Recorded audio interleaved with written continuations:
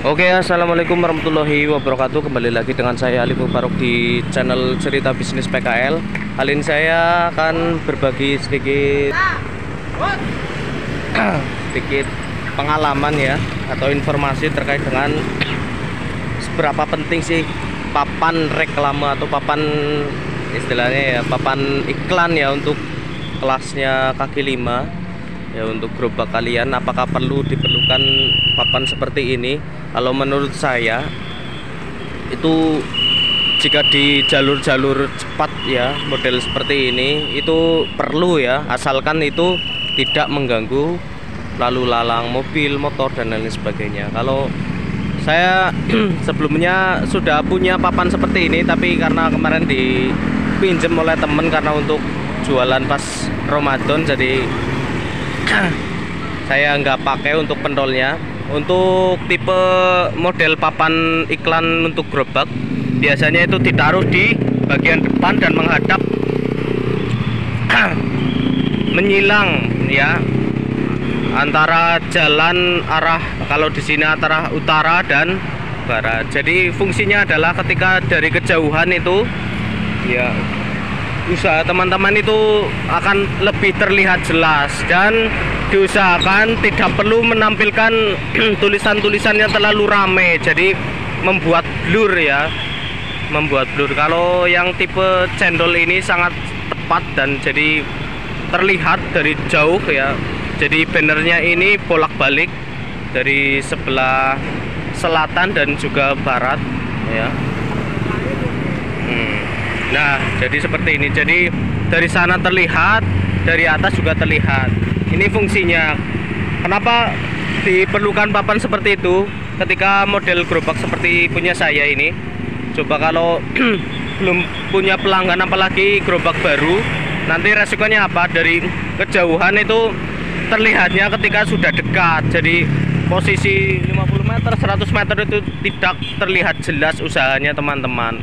Jadi kalau punya cendol ini dari jauh aja udah kelihatan. Karena apa? Kecenderungan gerobak itu kan ukuran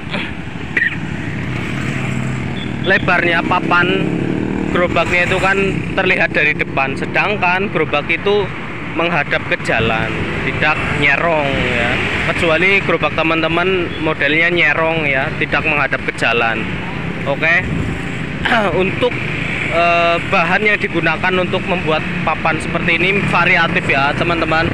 Bisa teman-teman menggunakan holo atau siku, galvanis kayak gitu ya, bisa. Itu lebih mahal karena teman-teman bikinnya di tempat tralis, tukang las. Tapi kalau papan seperti ini teman-teman tinggal beli bahan kayu, bisa pakai usuk ya. Umumnya sih usuk, jangan reng-reng, itu terlalu kecil.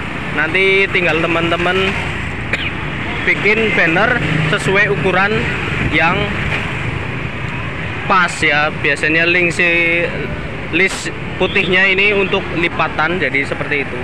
Jadi bisa model seperti ini lurus, bawahnya itu model kuda-kuda ya, siku. Tapi ada juga yang model lipat ya, seperti kemarin punya papannya telur gulung ya. Kebetulan Mas telur gulung lagi pulang kampung, jadi papannya disimpan di tempat penitipan. Semoga